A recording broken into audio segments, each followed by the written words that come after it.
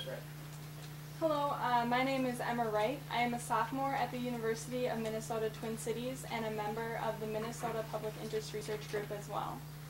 I grew up in Apple Valley, Minnesota, which is in Dakota County, just south of here, and now live in Minneapolis.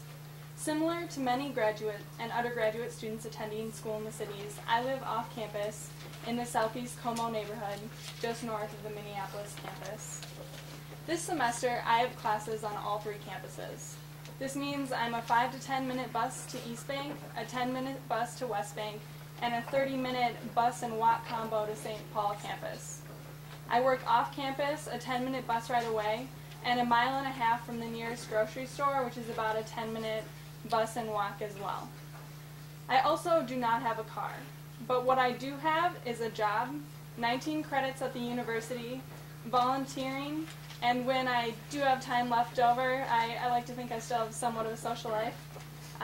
This means that I operate on a tight schedule, and the only way I am able to get around on time is through this transit system. It is a vital part of my life, the lives of my roommates, my friends, and other students in the Twin Cities. But these cuts to transit will do more than affect the students living in the city. This summer, I had just moved out of the dorms. I'm a sophomore this year, like I said. So I moved back to Apple Valley, but I had the opportunity to keep my job in Minneapolis. I still did not have a car, but I was able to have a job this summer because of the Metro transit system and access to downtown. Every day, I would bike to Palomino Park and Ride, load my bike on the express bus, which, might I add, was full most of the time, and I sometimes would have to wait to the next one to even get my bike on the rack.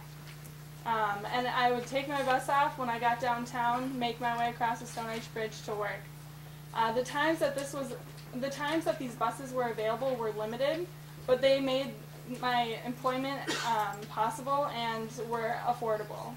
For me, it was vital for my employment, but for others, these suburban buses are the only means of transportation to school, whether it's the University of Minnesota, MCAD, MCTC, or one of the smaller private schools in the area. The cuts to transit make a small dent in the budget deficit, but that small change will be felt deeply by those reliant on the transit system. By making these cuts, you are cutting access to groceries. You are cutting a way to get to school. You are cutting a way to get to work. You are cutting access to the businesses trying to survive this economic recession. By making these cuts, you are cutting the chances of me to be able to have the time in my schedule to testify again. The negative externalities of these cuts may be difficult to translate into a dollar amount, but you can see that it will cause a significant hardship in my life and the lives of thousands of other riders. On behalf of myself and these countless other transit riders who would be impacted by these cuts, we urge you to keep our transit system whole. Okay, Ms. Dunzik and Ms. Wright, thank you very much for your testimony.